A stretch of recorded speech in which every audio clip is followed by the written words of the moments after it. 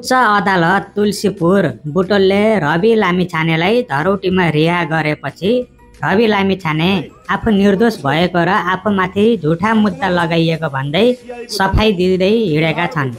लामो समयदेखि विभिन्न काण्डमा मुछिएका रवि लामिछाने र उनको पार्टी राष्ट्रिय स्वतन्त्र पार्टी माथि धेरै प्रश्नहरू उठ्ने गरेका छन्। आज हामी तिनै प्रश्नहरूको सेरोफेरोमा रहेर उत्तर खोज्ने प्रयास गर्दछौँ।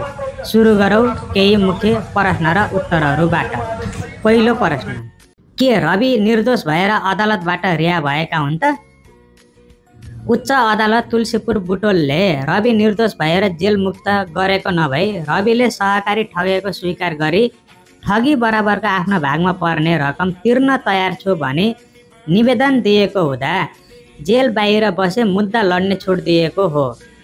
फैसलामा आफू कार्यरत संस्था ग्यालेक्सी टिभीले सुप्रिम सहकारीमा ठगेको रकम दामासाहीले आफ्नो भागमा पर्न आउने रकम बराबरको बैंक जमानत राखी मुद्दाको पूर्वपक्ष गरिपाऊ भनी निवेदन दिएको भन्ने उल्लेख छ। साथै अदालतको आदेश बिना देश छोड्न नपाउने र यदि भोलिका दिनमा ठगिएको रकम बढ्न गएमा उक्त रकम पनि तिर्नु पर्ने भनेर फैसला भएको देखिन्छ। त्यसैले रवि लामिछाने निर्दोष भएर जेल मुक्त नभई अपराध स्वीकार गरी धरौटी बुझाएर रिहा भएका हुन्।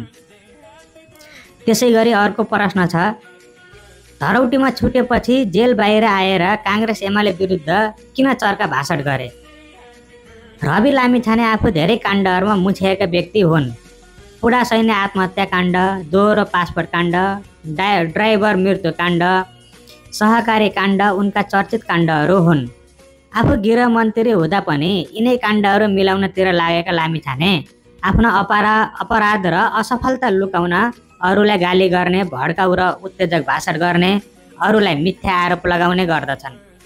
जनताको ध्यान अन्य दलतिर मोड्न नसके आफू खरानी हुने बुझेका रविले ठुलो स्वरले काङ्ग्रेस एमाले लगायत अन्य दललाई गाली गर्ने गर्दछन्। अर्को प्रश्न रहेको छ, के रासपा काङ्ग्रेस एमाले भन्दा राम्रो पार्टी हो त? रासपा काङ्ग्रेस एमाले भन्दा अनुशासित भरपर्दो र राष्ट्रवादी पार्टी होइन। काङ्ग्रेस एमाले राप्रपा लामो इतिहास बोकेका पार्टी हुन्। काङ्ग्रेस एमालेमा केही नेता खराब भए पनि देशको भौगोलिक, आर्थिक, सांस्कृतिक, राजनीतिक इत्यादि क्षेत्र बुझेका, राजनीतिमा खारिएका र अनुशासित नेता कार्यकर्ता धेरै छन्। देशको वैदेशिक कूटनीति, अन्य देशसँगका पारस्परिक सम्बन्ध, देश विकासको रोडम्याप लगायतका दीर्घकालीन कामहरू काङ्ग्रेस एमाले बाहेक अन्य दलले गर्न सक्ने अवस्था अहिले छैन। त्यसैले देश सञ्चालनका लागि रासपामा काङ्ग्रेस एमाले जतिको क्षमता छैन। के रासपा विदेशबाट परिचालित पार्टी हो?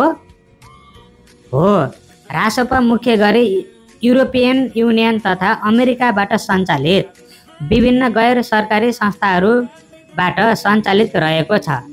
अझ विशेष कुरा त के रहेको छ भने रासपाको झन्डा नै युरोपियन युनियनको झन्डासँग मिल्ने गरी बनाइएको छ। सरसर्ती हेर्दा नेपालमा द्वन्द्व निम्ति अस्थिरता फैलाउनका लागि पश्चिमा देशले खडा गरेको पात्रहरूमा रासपाका नेताहरू पनि पर्दछन्। त्यस्तै अर्को प्रश्न रहेको छ, जनताले रासपालाई कसरी बुझ्ने? रासपा स्थापना जे जस्तो उद्देश्य राखेर गरिए पनि अहिले आएर रासपा स्वार्थी, अपराधी, फटाहा, भरमका खेती गर्नेहरूको पार्टी बनेको छ। सभापति लामिछाने आफै विभिन्न काण्डमा मुछिएका व्यक्ति हुन् भने अन्य नेताहरू पनि केही न केही काण्डमा मुछिएका छन्। त्यसै गरी हालसालै अन्य दलका कार्यकर्ता र समर्थकलाई झोलेर मासु भातमा बिकेको भन्दै गाली गर्ने राजीव खत्री जस्ता पात्र आफै महाझोले बन्दै रासपा छिरेपछि यो पार्टीमा फटाहाहरूको बिगबिगी नै रहेको देखिन्छ। अश्लील कमेडियन गर्ने हिमेश पन्त, सुदन गुरुङ, आशिका तामाङ, टङ्क दाहाल, भाग्य नेउपाने जस्ता पात्रले गर्दा त रासपा फोहोरको डङ्गुर नै भएको छ। त्यसैमाथि हजारौँ फेक आइडी बनाएर प्रतिष्ठित व्यक्तिहरूलाई सामाजिक सञ्जालमा गाली गलौज गर्ने, मन परे गाली गर्ने, तर्क गर्न नसक्ने, लाज शरम नभएका रासपाका कार्यकर्ताका कारण त नेपाली समाज धेरै दुर्गन्धित बनेको छ। त्यसैले जनताले यो पार्टीलाई दुर्गन्धित पार्टी भनेर बुझ्नु पर्दछ।